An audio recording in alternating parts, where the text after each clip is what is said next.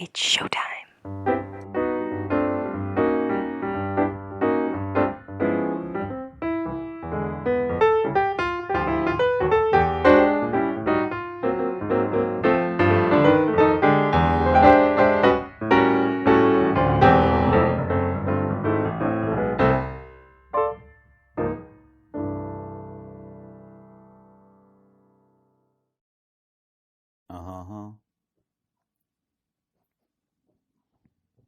Hello and welcome to Musical Lyrical Lingo. We're your hosts, Tim and LJ. Today and every week we will be discussing musicals, but specifically what they taught us. That was a really enthusiastic LJ. It was. I was like, I know what I'm saying.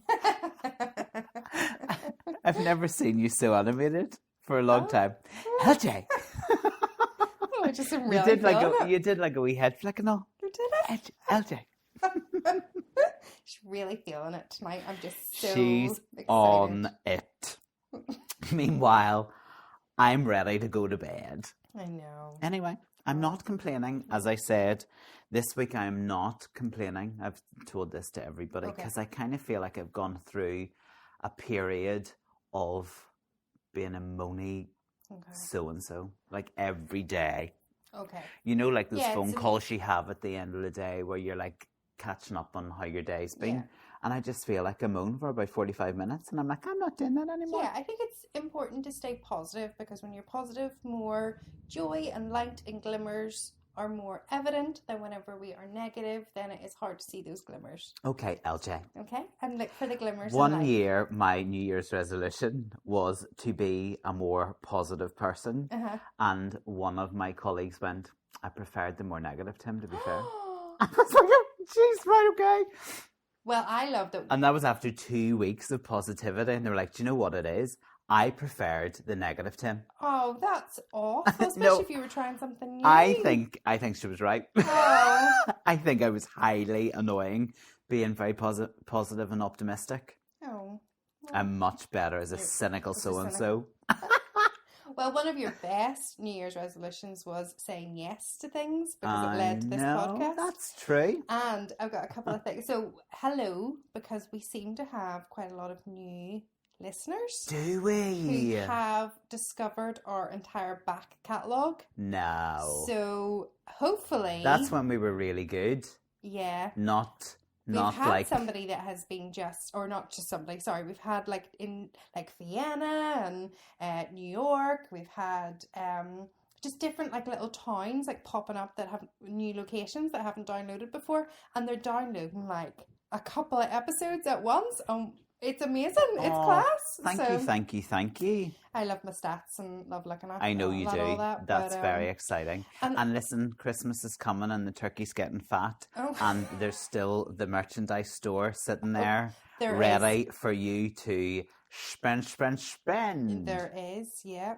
I mean, who doesn't want a Musical Lyrical Lingo mug for Christmas? I could make a list of who wouldn't. Oh, right, okay. I'm trying to sell the bloody merchandise here. LJ, do you want to? I think I said that wrong. You did. Also, I just want to highlight how amazing it is that we have a nominated podcast in the Irish Pod Awards. But over time, we've had some really nice things come into our mailbox. Have we? Yeah, well, you read the mailbox. We've had people just saying that they really listen and it's fun and it gets their Mondays going. We've had some lovely people buy us coffee. I know. Thank you for buying us coffee. Thank you. We've had people who want to advertise on our podcast, which is all fun. Obviously, we've got all our lovely guests. Mm-hmm. We've had people who write new musicals and they would like to be on at some point. So season 3 is definitely shaping up. It'll be fun. This week was the best email. Oh, gosh. We got invited to go on to a cruise. Sorry, what? This is the first time hearing of this. What? Because I wanted to do it live on pod. It was massive opportunity, only be released now. We could pay $3,000 each and we could go on a cruise where there would be some performers singing. I just didn't quite reply to that email yet because I'm not sure if you just have $3,000 just to whip out there and go on a cruise. Who are the performers? Oh, I'll tell you. Who reached out to you? Thompson's or something? It just sounds like a holiday deal. I mean, Holiday Deal would definitely be a push there, EP. Cabaret Stars at Sea. I mean, the cabaret stars would need to be... Okay, Anne Hampton Calloway. No, don't name, because that's not fair. Okay. Well, you just asked me who they were. No, but like... It is a celebration of Broadway and American popular songbook. And what do they want us to do on the cruise? Oh, just go on the cruise. It's a package holiday. Right. I'm busy. So, Cabaret Star, sea activities, classic drink package, all taxes, fees and gratuities and group lunch at a special dining venue. We would get $50 shore excursion credit if we went. And where are we going? I'm not sure, but some of the singers have been in like Fame and Swing and Merrily We Roll Along, Miss Saigon, Anastasia. We are going, does it even say? Oh, Miami. We're going to Miami. The cruise will make stops Dominican Republic, St. Thomas, Great Stirrup Cay, and the Bahamas. I got dead excited there. I thought, oh my goodness, we've actually made it. We have been invited onto a cruise. Aye. We'll have to pay for it, Lauren. So that's disappointing. Well, thank you for the offer. I know, thank you. We're just very busy. Unfortunately, not this time. Yeah, maybe next time. Oh, I hope we don't sound too ungrateful being asked if we would be interested in paying money to go on a cruise.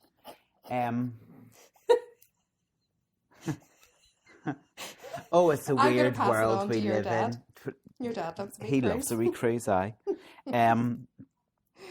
But he doesn't do a podcast. Like, he's not going to be much help to them. No. But, yeah.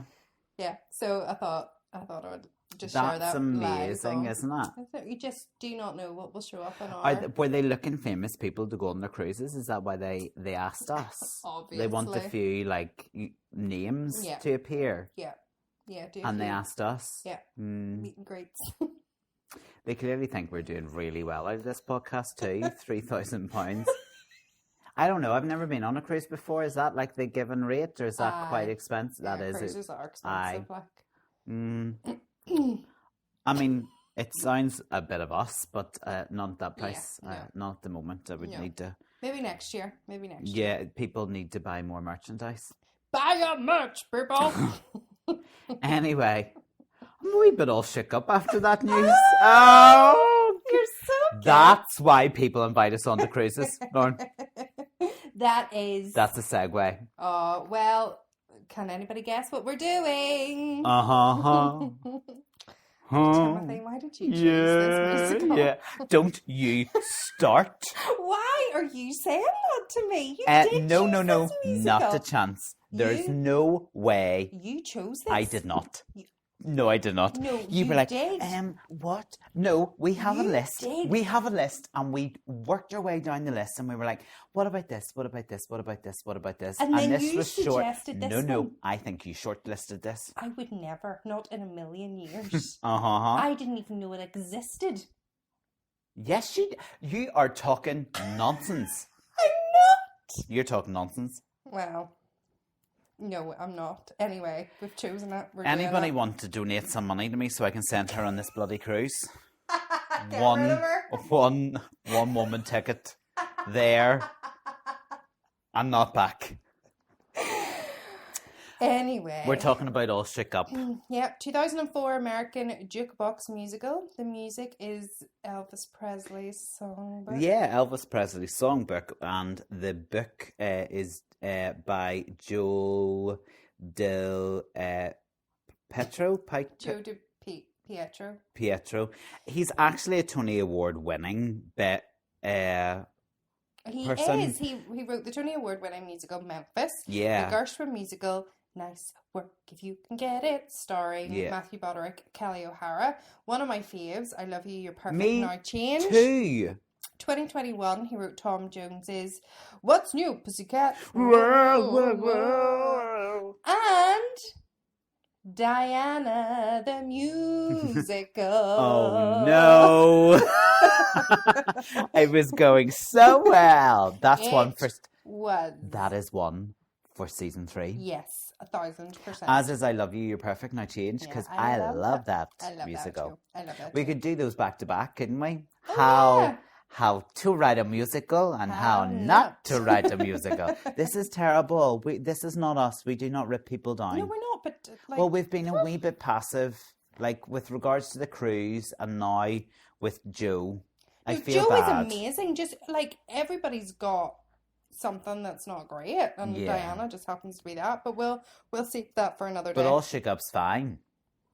You like All Shook Up? No. Well then, what did you just say?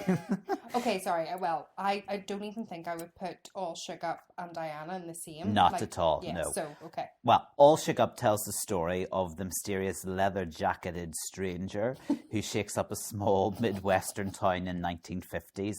It's a tale of cross-dressing, mistaken identity and romance, and was strangely inspired by William Shakespeare's Twelfth Night and other comedies. Which I think is an insult. To William Shakespeare? Yeah. Is that the problem? It's a story of romance, rebellion and rock and roll. What more could you want? It also gave me like Footloose vibes, and I'm not a lover of Footloose either, but I think... Wash your mouth out with soap. Like, I like it, but it definitely wouldn't ever be in a top 10 of anything, so...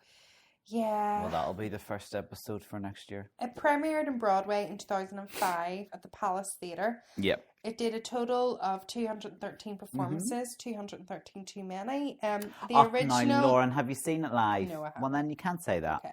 The original Broadway cast did include the gorgeously talented Cheyenne Jackson as Chad. He's excellent. I love that man. He is beautiful. And he makes Is that the reason why you like him? No, he's super talented, but he makes an excellent Hades. He plays Hades in Descendants. I have never watched it. Jen Gambalis? Yes, that one. She was the original Natalie/Ed, and she played Glinda, and she is currently Miranda Hillard in Mrs. Doubtfire on Broadway. Oh, very good. And then Jonathan Hadry as Tim, and he's done loads and loads of TV work and stuff. So it did have some really good talented people in it. I did wonder why, if it was loosely inspired by Twelfth Night, did they not just keep the names? Like, I love Viola and Duke and Sebastian. Like, I love those names in Twelfth Night. Like, why did Chad, is it not, Natalie, Ed? Yeah. Is it not probably in keeping with Midwestern town in 1950s? And also, I don't think it was solely based on Twelfth Night? No. I think it was Twelfth Night and some of William Shakespeare's other comedies. But it's the majority of it. The majority is Twelfth Night. See, it's not a wee William Shakespeare one I'm familiar with, Twelfth Night. No, you would actually love Twelfth Night.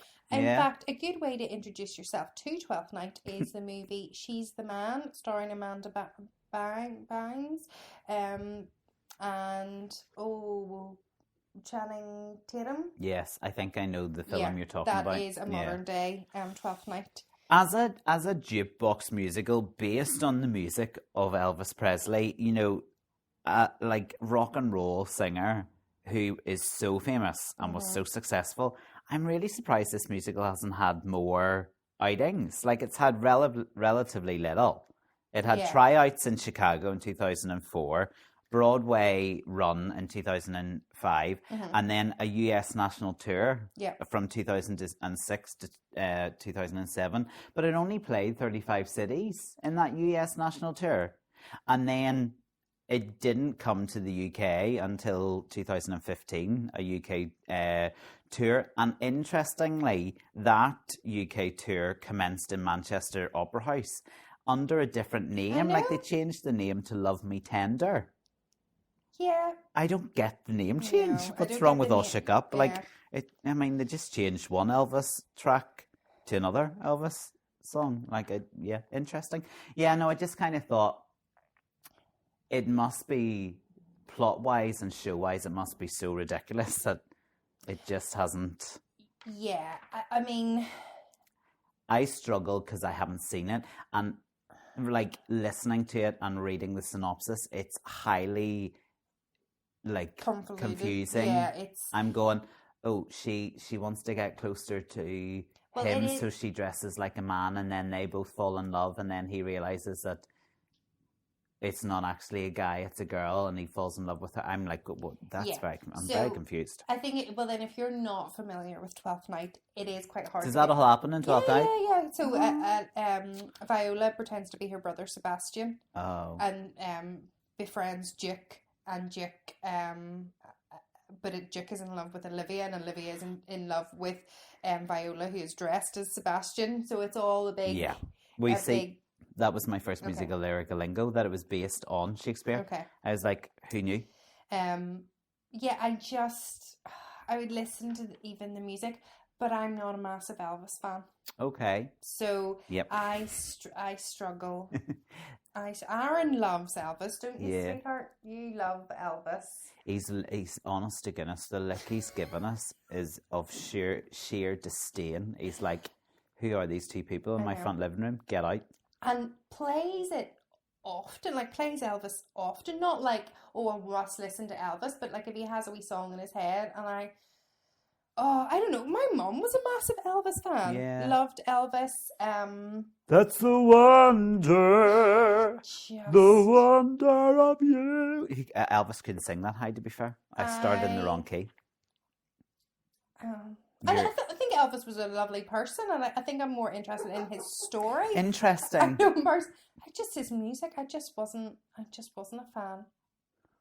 I never was a fan. But then I don't like Tom Jones either. Oh, careful now. I don't like that style of music. Okay. Right, is that how it goes? I don't enjoy it. Listen, I mean, I can't sit here and say I'm an Elvis fan because actually a lot of the songs that are in All Shook Up, I didn't realise were Elvis songs. Okay. So I'm not averse to Elvis Presley's back catalogue. However, in researching this musical, it came to my attention just how little of his music he actually wrote. Oh, yeah, no, but like, that's why that line from Eminem, like, back that he's, took rap music and made money. He's a white guy doing it, and he's just like Elvis Presley did it. Like, Elvis didn't write very many of his songs, and it was previous R&B artists had recorded songs, and he just then came along a few years later, made them and made lots of money. Yeah. Aaron Stirring. I think, you still not hear me anyway, but Elvis was heavily inspired and was raised in a black community, and was heavily inspired by gospel music and the black church and things like that.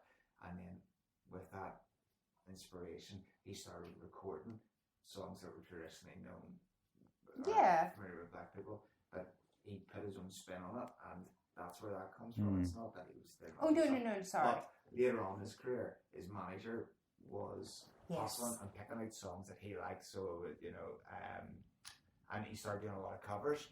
But with the royalties of that was he got all the money. So Timothy had recorded the song first, and then Elvis came along and recorded it.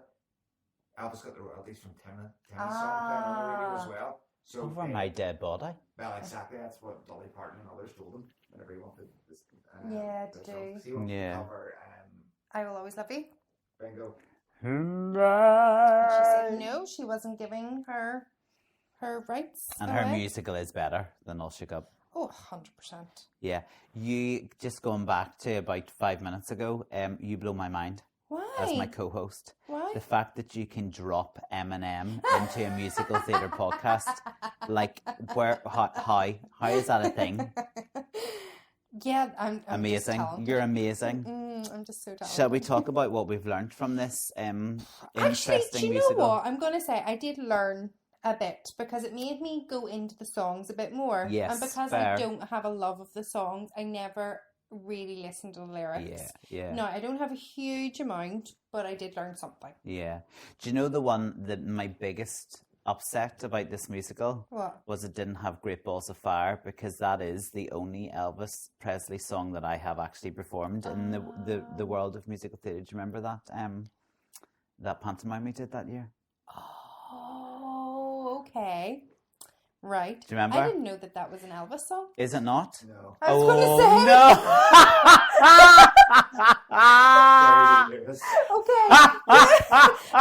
say. Okay. It should be. It sounds very Elvis. You shake my nerves and you rule my brain. Yeah. That's hilarious. There we go. And that proves my point. I haven't a blooming clue what I'm talking about this week, because I've never listened to an Elvis record in my life. No, I have, but you know. No, I'm thanking because I was like, I did not know that Balls of Fire. There's a clanger for our highlights reel of season 2. Stick that in in the Heights episode. We're doing a great job. I know. Well, the first thing I learnt was one of the first songs is called Rustabout. Just a lounge and rustabout. Okay. I learned that too. So a rustabout is a manual labourer who works in oil and gas drilling fields, or traditionally is referred to a worker with a broad-based, non-specific skills. So in my head then I just thought of, do you know the workers from Armageddon who have to go on to the moon to save the planet? Yeah. Interesting that that's what you thought about. Yeah. I'm just a roustabout shifting from town to town. Yeah. They sing. Yeah. I got that too. And that was roving, Roving. Mm-hmm. So maybe somebody will be able to explain this. Roving means travel from place to place. Yeah.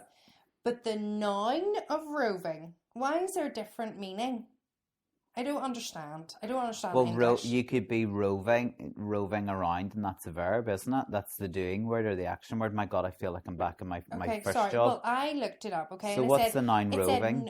Roving, and then it said noun, and then it said a sliver of cotton wool or other fibre drawn out and slightly twisted, especially prepared for spinning. There you go. But how is that a different word? Because it's a material. Oh, that roving that you're talking about is clearly a material, is a noun, or you could be roving around like this roustabout, which is a verb. Roving reporter. Yes, somebody said that as an example too. And to our roving reporter. So the reporter is roving, is going from place like to place. Like a travel reporter. Yeah. Not a travel reporter, like telling me about cruise ships for 3 grand. No, we just get emails about that, Aaron. Yeah, so I learned a lot there. Interesting. And you've also had a literacy lesson as well, so fabulous job. Come on, everybody, let's move your hands real low. My problem. I'm singing the wrong words, Aaron. Maybe he shouldn't be in the room, because I think he's just going to get really annoyed. Every time I see "Come on, everybody," I think, "Come on, everybody." I've completely lost. Yeah, I know that song really well. Come on, everybody, gather round. I'm gonna show you how to knock 'em down. From Grease 2. Fair enough. I have not. I'm like, this song, I can't get that song out of my head and get the proper Elvis song into my head for Come On Everybody. I think we're really losing the plot in these episodes at the moment. Anyway, it says, well, there ain't nothing wrong with the long-haired music like Brahms, Beethoven and Bach. That's right. So long-haired music is concerning or characteristic of classical music. Mm-hmm. And then he goes on to mention many classical composers like Brahms, Beethoven and Bach. Yeah, so I discovered a really good article on mentalfloss.com, which talks about long-haired music, which was the Viennese classical school. And then some nowadays refer to the 70s as long-haired music, but obviously this was set in the 50s, so the 70s hadn't happened yet, so and obviously I know he goes on to mention. But Brahms, I hadn't a clue who he was. Johannes Brahms was a German composer from 1883 to 1897. Yes. So and Beethoven? Was the dog. Hope my father's not listening to this episode. He will not be happy. I think Beethoven did the knock at the door, didn't he? Bum, bum, bum, bum. Bum, bum, bum, bum. Like the Symphony or something? Oh. No? Oh, if you're right, that's very impressive. Oh. I'm not so sure. I think you're just talking nonsense. Johannes, yes, I know what I Johannes. Oh! Okay. He's off Strictly. You're having a great episode. Oh dear. Shall we talk about teddy bear / hound dog? Yes. So this not like actually at times it's quite clever. Like some of the songs are cleverly written. Do you know what I mean? Or for example, fit in yeah, to the storyline. this yeah. one has taken like 2 of his hits and kind of glued them into one, which is kind of cool. And I do love like musical numbers where there's like different parts singing at the same time, like against each other. It makes me excited. It takes me back to Anne Juliet, you know, where there's like 2 or 3 pop songs going at the same time, and it's like, oh, this is cool. So Teddy Bear, he sings "Put a chain around." I wish I could sing it. Put a chain around my neck and bring me anywhere. Oh, let me be your teddy bear. Yeah, that was awful. I can't sing Elvis. I don't know. I haven't listened to it. In a relationship, a teddy bear can symbolize love, comfort, and security. Oh. The opposite of that is a hound dog. Yeah. And the term hound dog was used in the South US to describe a person who is unpleasant, mean, and despicable. It can also refer to a man who chases a woman or is promiscuous. The hound dog referred to in the song is about a woman rejecting a selfish, exploitive man. Okay, really interesting. So, you ain't nothing but a hound dog. Ah, that was good. Yeah, that was a good Elvis impression. That was good. Crying all the time. So, Hound Dog was actually written by Jerry Lieber and Mike Stoller, and they wrote quite a lot of the songs that Elvis later recorded. It was first recorded by Big Mama Thornton in 1952, who was very popular within the R&B genre.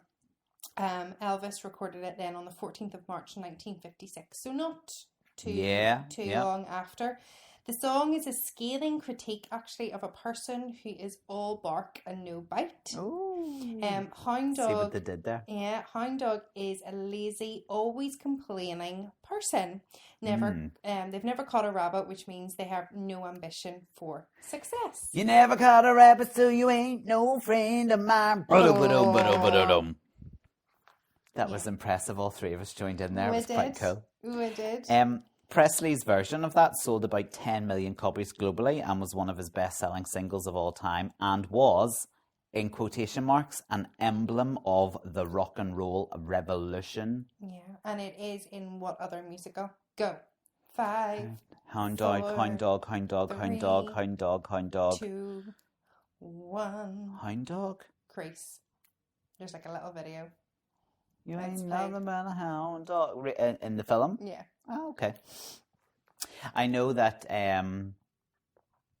was it the TV, the live TV version of Grease, didn't they? It wasn't Marty, like, obsessed with Elvis or something? I'm almost sure there was something about Elvis in that one. Okay. Yeah. Shall we move on to... It's now or never. No. Yes. What? Seriously? That was Elvis? Like in person? I thought it was just the ice cream ad. It's not just one cornetto, give it to me. So I thought in research, and I was really stupid, I was like, I didn't realise they just ripped off an Elvis song. However, when you look into it, it wasn't an Elvis song to start off with. What? It was released as a single in 1960, but it was, however, based on an Italian song. Ah, there you go. O Sol Mio. You see, my Italian's good because that's where I holiday now. And O Sol Mio was music by Eduardo de Caprio. Yep. I might have said his surname wrong. However, it was also used and recorded by the US singer Tony Martin in 1949, but it was called There's No Tomorrow. Oh, yeah. Okay. So in the late 1950s, while stationed in Germany with the US Army, Presley heard Martin's version. And it's likely that he was inspired to then record this because of his fondness for Mario Lanza, who had first popularized El Sol Mio to American audiences and who died a year before It's Now or Never was recorded. Okay. It's Now or Never was a #1 record in the US for Elvis, spending 5 weeks at #1 and sold excess 20 million physical copies worldwide. So, aren't you glad we talked about It's Now? Did you know that one, Aaron? Oh, yes.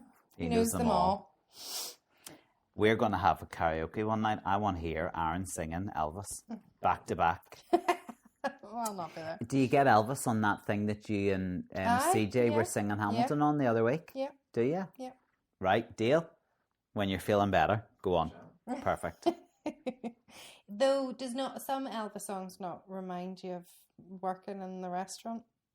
Especially that song about being an angel and a devil. What's that one? You're the angel in disguise. The devil in disguise. You're the devil in disguise. Oh, yes, you are the devil in disguise. Oh, I'm getting into it now. Season I 3, didn't think where I was an our Elvis camera fan, but is actually... back up and running will be great. But you all just missed Aaron and Tim dancing. That was... So that's another one that's not in the musical then? A bit like Great Balls of Fire? No, that is in the musical. Is it? You're just a devil in disguise. Oh, yeah, it is. You're right, because they're talking about him when he arrives into town. Yeah. Sorry. God, the look you just gave me there, like I was stupid with four heads. I looked at it on some sort of song list. Shall we move on? Blue Suede Shoes. This is a Carl Perkins song, and I know. Elvis loved the Carl Perkins version and did. I think they were friends, so I think he did wait until Carl was dead before he recorded it. But the one for the money, 2 for the show, 3 to get ready now. Can't go, but don't you? Did you know that is a children's rhyme from the 1820s? It was said before a race or activity. 1 for the money, 2 for a show, 3 to get ready. Now go, cat, go.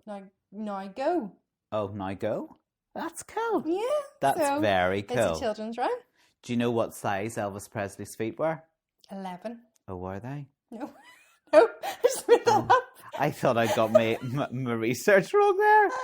Apparently, Presley did own a pair of blue suede shoes, and he gave his 10.5.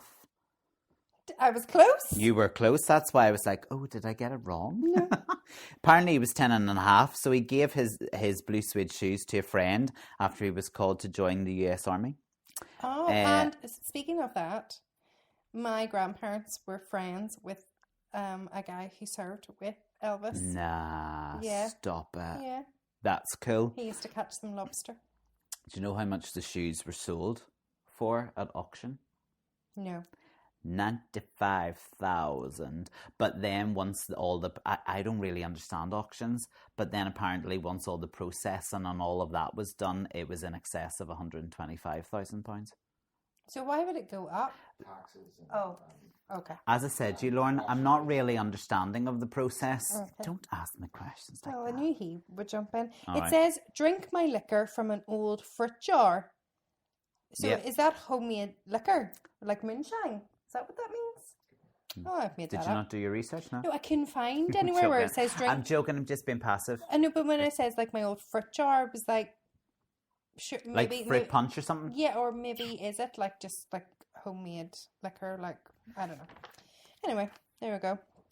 Did you get any information about Jailhouse Rock? No. It says about Spider Murphy playing the saxophone or something, and I think they were made up names. I looked that up too. Yeah, I was trying to find. I did find that a German rock band, but they named themselves. After Jailhouse Rock. I'm not so sure that he was quoting them. No, he definitely wasn't. No, he definitely wasn't. So. Shall we talk about the title track?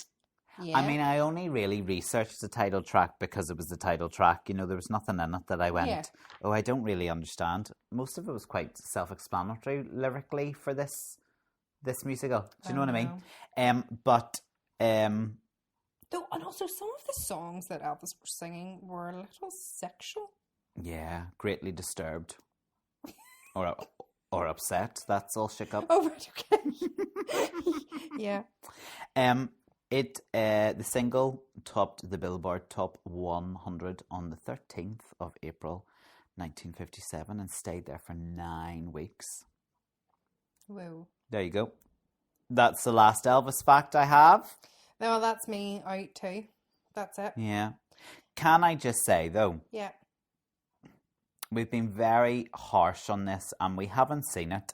It's a big hit amongst the amateur theatre world. And it would probably be great with young folks. And I know that some of our lovely friends have done it. Yeah, I haven't seen one production of it, No. now I have to say, but it has been a fan favourite. But then I think if you're, we're not Elvis lovers. Yeah. So yeah, that's true. Do you know what? I first came to this musical when I was asked to choreograph a Ames concert. So all the Irish companies were putting on a concert in the Opera House, and it just needed to be like a musical variety concert. And the MD, who's now my great friend, Adam Darcy, came up with an all shook up like sections. Right, so okay. we did Jailhouse Rock, and then the company sang Can't Help Falling in Love. And it is one of the best arrangements of that song. Wow. It is absolutely beautiful. Aaron, please do listen to the musical version of that song. It is so beautiful. Like like it's almost like a choral treatment it's given.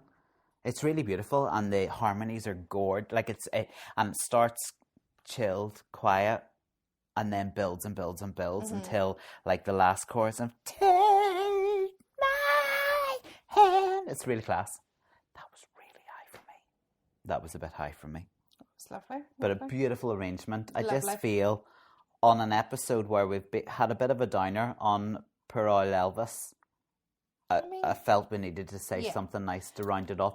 And it comes from the heart. I truly love, I don't really listen to the soundtrack very often, but every so often I do have a wee listen to that track. That track. Because it is. That's nice. Have you heard it? You should go and listen to it. It's lovely. No, I don't think I have heard it. Nor are you gonna. No, I will. I know. I'll I know listen. from your No, body I language. will. I'll go by your recommendation. She's closed her But book, guys. She's over this episode. But I'm glad but we've I'm done not, it. We've I ticked don't it off. understand, why did we choose this then? Because I didn't go out of my way to pick this one. Trust me. I feel like it was on your list, and you were like, Well, I just went down a list of musicals and yeah. called them out, and you went, yeah, let's do that one. yeah, because let's do that one. All right. We've done it. It's done. It's one less Yeah. clanger. I know. I'm sure young kids would love doing it. Yeah. I think it actually did cause a bit of controversy. There was a young group in America did it, and they took out all High of school, the, yeah. stuff in it. Well, it kind of goes back to, it's quite interesting what some, particularly American high schools, do for their school shows, isn't it? It's like, ooh, okay, that is a brave choice. Yes. Is that appropriate for the age group that you're doing the show with? Yeah.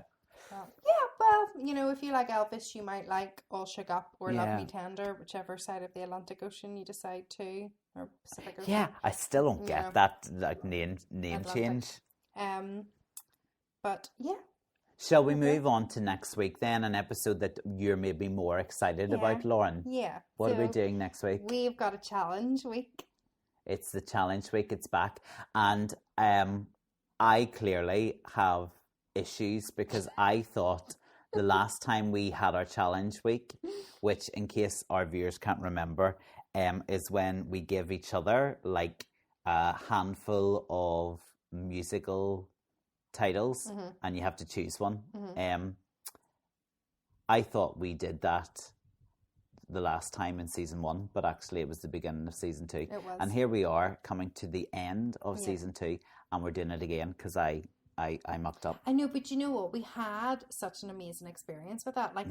We discovered millennials. Yeah. I fell in love with it. We got to interview Nico. We got to talk to Nico. We got to hear some raw footage. I mean, it was fab. So I think it's a great way. There's so many musicals out there that it kind of is impossible sometimes to notice them all. So it was a great way to maybe see ones that would just slip through the net. There was some you sent me I'd never heard of before. So I have to say, and we'll save it for next week, but I think the ones I gave you were proper. In other words, you did a better job than I did. Oh, 1000%. I'll put it out there for sure. Like the 5 you had to choose from, every single one of them are, I think, class. Yeah. Anyway, we'll talk about next week. That's next week's. Mm-hmm. And look, she's already smiling, which is much better than this episode because she's had a face on her the whole way through the episode. Why are we doing this? Yeah, right. Until next week. Bye.